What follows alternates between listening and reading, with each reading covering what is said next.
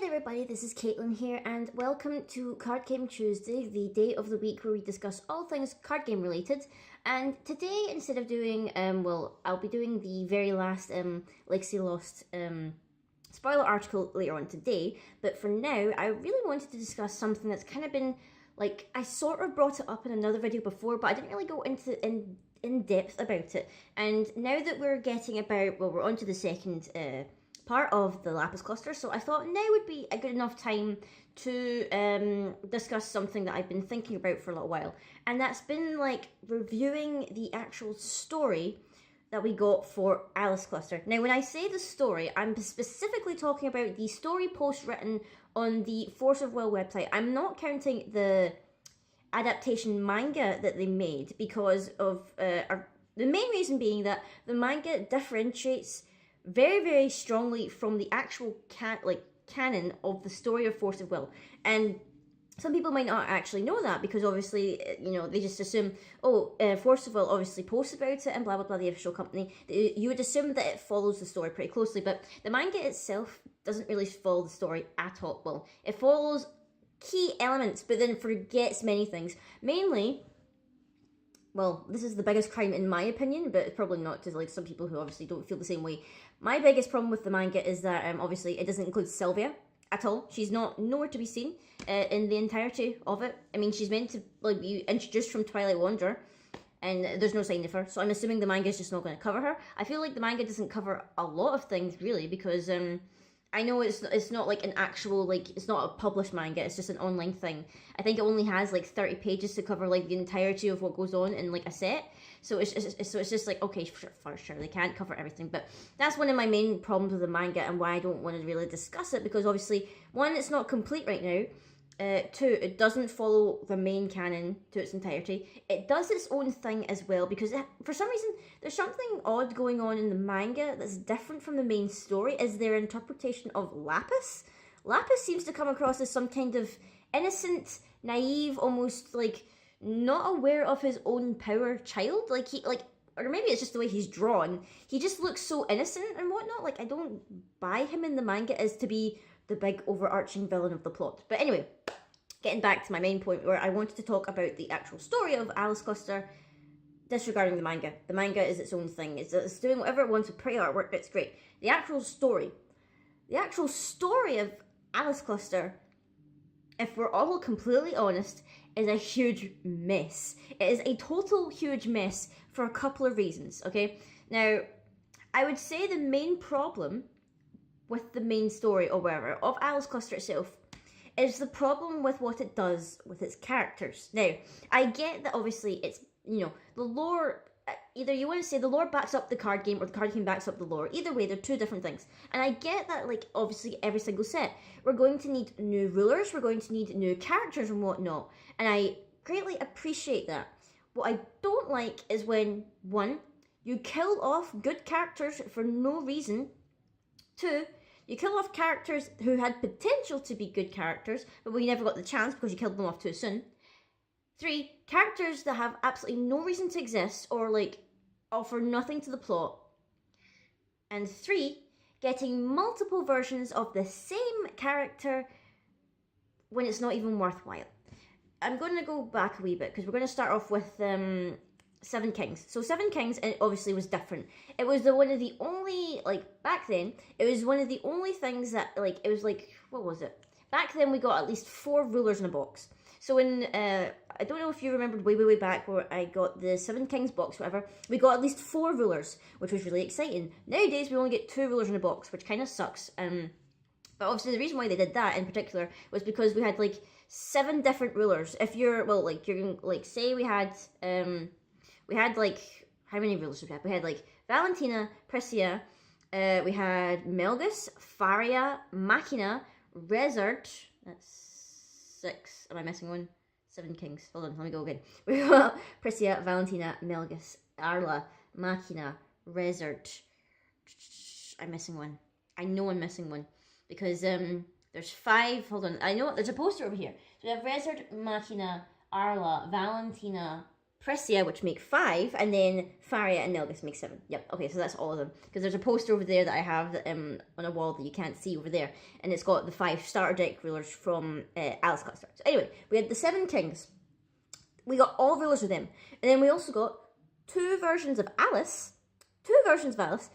and Blazer. So technically, that's like what? If we had 7 kings, 2 Alices, and then Blazer, that's like 10. That's 10 different rulers that we had potential. 10 different characters. We're starting off 10 different characters. One of them is a character that we've already seen before. She was already a ruler before, who we don't really know the deal with right now, okay? The second, Blazer, he technically did appear before. He was in Grim Cluster briefly. He dies, like, almost instantaneously. We learn nothing about Blazer in particular. We learn nothing about him. All we learn is he's working for the big baddie that Alice is after. Great. So we're introduced to all these kings. Kings and queens technically, because there's girls. Like, I don't get why it's called 7 kings, because clearly we've got girls in here. But anyway, we're introduced to the 7 kings. They're all quirky. They've got cool little archetypes and dynamics going on. They're all different. You've got Machina, who's the mechanical emperor. You've got Melgus, who's like the corrupt conqueror or whatnot. You've got Arla, who's like the stoic protector of the skies. You've got Priscia, who's like the beast queen. You've got Faria, the holier-than-thou princess of Gloria. You've got Valentina, who's like creepy. You feel like you got bad vibes from her and all this stuff. Rezard, who's like the, I want to say, charismatic dead guy or whatever, since he is technically a vampire, even though he started off as a necromancer, but I digress. We've got all of these quirky characters and whatnot, and it's cool, and it's like, yay, they're going to meet together, they're going to settle their differences, they're going to have this conference to defeat so we can talk about the big bad guy. And then, who shows up to ruin it? Technically, Alice shows up to come and ruin it, because if this is my gripe I have with the whole cluster. The cluster is named after Alice. It implied that Alice is the hero of the cluster. If Alice had not shown up to Ataratica, I think it would have been totally fine. Well, maybe not totally fine. I feel like Lapis, he may not have actually showed up to Ataratica.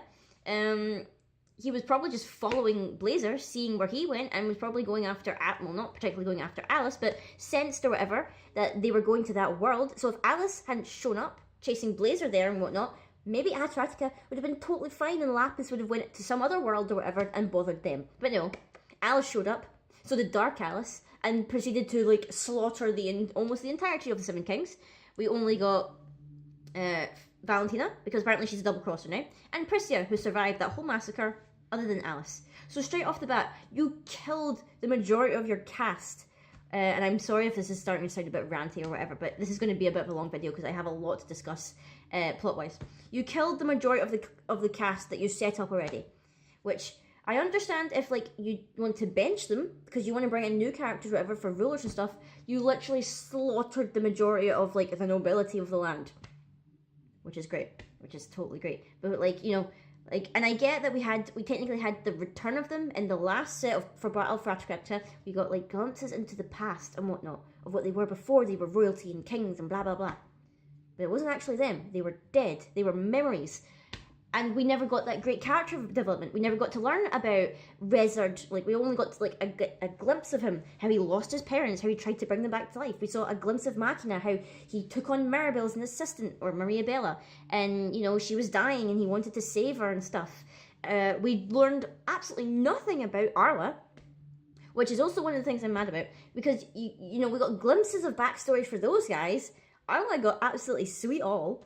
All we got from him was that angels and wingmen are kind of different, and they might not be the same, and they might not get along. And that's basically all we got from that, which I'm really annoyed at. We got, like, hints and stuff about, like, Valentina, like, maybe being a parasite, and, oh, maybe this Valentina body isn't her original body. This is just some body she stole or whatever. Apparently she's been doing this for so long. I digress. So we have Dark Alice now chilling about, going like, oh, I'm going to kill everyone and blah, blah, blah. And this is how we defeat Lapis. And Alice is having, like, an existential crisis or whatever, because she's like, oh my god, everyone's dead because of me. Alice is, like, my least favourite character in the entire cluster. I think she's got a cool design and whatnot. I don't like what they did with her character. She's just, like, boring, generic. I am good for good's sake. I do not kill because that is bad. That's what bad people do. She's so boring. Don't like her.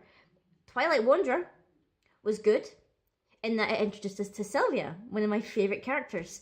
one of my favourite characters, who got unneedlessly slaughtered. Like, she was like a ball of potential. Like, when I first saw her artwork and I saw what she could do, you know, she's this cool, awesome dragon lady, and she turns into a dragon, and she's working for the bad guy, but not because she's evil, because she has to protect her people. That's like that's awesome. Like, that's a really good character trait, you know. It's got like room for development, it's got room to grow. And what did they do? They killed her. And who killed her? Alice with her OP Yggdrasil powers combined. After defeating Dark Alice, I'm back to full strength, Kamaya with my Excalibur sword. Killed Sylvia. Killed one of the most greatest characters for potential that you could have had in a Force of Will. She's just gone forever. And greatly upsets me. I mean, I'm scripting a video right now where I am like, it's just dedicated to Sylvia, because I feel like I talk about her too much. I feel like she needs her own video, basically story-wise about her. And I keep hinting, like I keep saying, maybe there's a chance Sylvia could come back, because I keep trying to clutch at like straws or whatever, saying she could come back this way, because if Valentina can come back, if Faria can come back, if, you know, what was I going to say there? If if, you know, Nyarlathotep can come back, if all these characters can come back, why can't Sylvia? That's my question to you. If they're gonna like do like a reset on a couple of these characters and let them cheat death, why can't Sylvia cheat death? Why can't she cheat death? I'm just asking you that question. But I digress. Twilight Wonder also introduced Reflect Refrain, one of the biggest cop-outs that this game had. You created a ruler who caused so much controversy among players and whatnot about whether it should be banned or not. You introduced, it was technically two characters, twins I'm going to guess, or something like that, because I think that's what they were going for, who did absolutely nothing for the entire story. You introduced them as this OP ruler, yet they brought nothing to the story. All they did was they sat and they watched, and they were just like, should we do something? No, we're not going to do something. Why are we not going to do something? Because we just need to watch, and now we need to go tell him. Him, I'm assuming, is going to be Sun Wukong, because I think that's who they were talking about. They're Wanderer buddies or something like that. But basically, Reflect Refrain did absolutely zero for the story. They brought nothing to the table. Again, introducing characters that brought nothing to the table. I'm going to skip to Moonlit Savior, because literally Dark Alice, already talked about her. She's better than normal Alice, I will say that much. She has more character than normal Alice. That's about it. I mean, I don't like her, mainly because she killed half of the Seven Kings, but whatevs. Valentina, we've already talked about her, really. And Alice, normal Alice, you can tell I don't like her, so we're going to skip that. Going into Moonlit Savior, we finally meet Lapis, who is, like, generic baddie 101. I like his design. He looks really cool. Until we get more about him, like, until we get more backstory from him, because I'm pretty sure either Lexley Lost, or at least the set after that, might explain a bit more about his backstory. We know he's from Altia and blah, blah, blah. But I'm hoping that his like story or whatever about why he's seeking revenge and why he's gaining power, I hope it builds up, because in Alice Cluster, I really wasn't buying him as the villain. He just seemed to be like gathering power for power's sake. He's just like, oh, I want to condense this world into a regalia because that's my thing and I need power and I don't care who gets in the way. Whereas Valentina as a villain worked better because she had character, she did evil stuff and like she got away with it. And she had like, sure, her reason for being evil was just like, oh, I want to be eternally beautiful and control everything. Like, that's fine. Like, it may be a bit of a cliche, but at least she's got stuff. Whereas Lapis, he's just like, I'm the angsty villain who's just getting power for power's sake. And I didn't really like that. I need more character. We got Xion. I liked Xion because she actually had a backstory. She had a tragic backstory. She lost her family. She was working for Valentina because Valentina thought she was pretty and kept her around, but she could see that the people of her town or whatever were suffering under Valentina, and she wanted to do something, so she was going to be a rebel. It was going to be just like Les Mis. They're going to like overthrow Valentina. They were going to bring power to the people. Everyone was going to be happy, and they killed her as well. They killed her needlessly. They needlessly killed her. I'm not going to talk about it too much because I already discussed this in my other video where I talked about characters that I loved that die, or whatever. So basically, they overthrew Valentina, or they thought they overthrew Valentina because apparently she wasn't dead, she just jumped into Priscia's body. Until they actually explain how that happened, I'm not going to buy it totally. Like Jordan, who writes the story, explain to me how Valentina does the whole ritual, because I thought Valentina was dead. I'm pretty sure we got like a bit of the plot or whatever where it explicitly says that Priscilla killed her. How can she then jump bodies if she's dead? Like, explain that to me. How did she knock out Priscilla and like did her whole possession thing or whatever ritual whatever? Explain to me how it happened, because until I get physical proof of the exact means that Valentina managed to jump bodies, I'm still not quite buying it.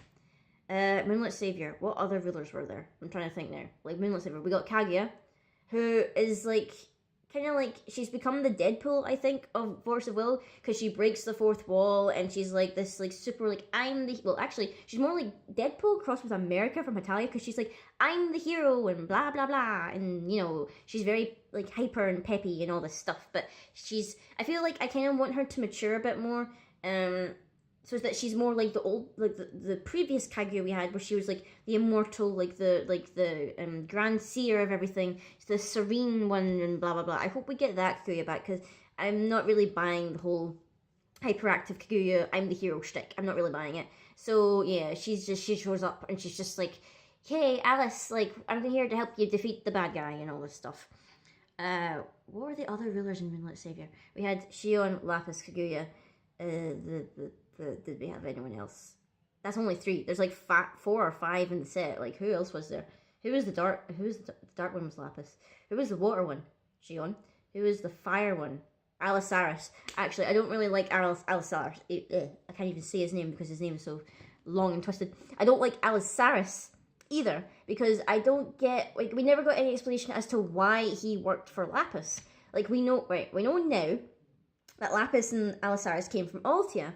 We know that Alisaris had a son, and like whatever happened with Lapis, Alisaris decided to join him or whatever, or maybe he was already working for him, so he was obliged to go with him. But he seemed content to be working with Lapis, and I want to know why. Why was he working with Lapis? Why was he happy to do what he wanted? Why was he happy to die for him and all this stuff? Like, I wanted to know. Like, I want to know that. Other than that, I didn't really like him. And then Dark Fire, but like, who was Light?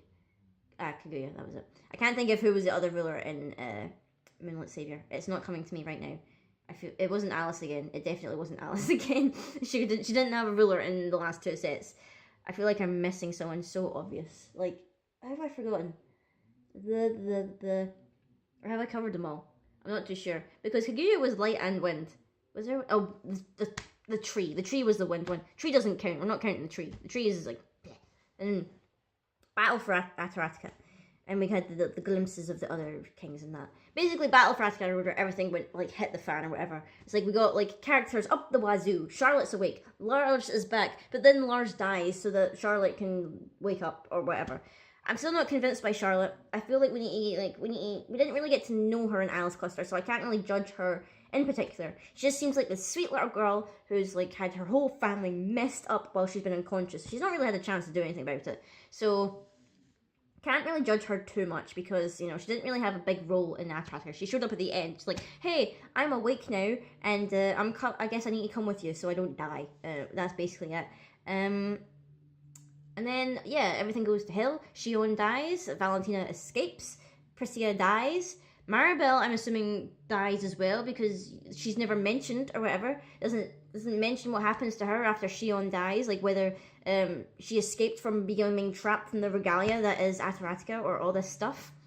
No explanation. Don't know if Maribel is alive or dead. She may as well be, because we don't know what happened to her. And that's it. And Alice Cluster ends in a total mess. We're jumping back to Grimm's World, because everyone loves Grimm's World, because that's where all the best characters are from.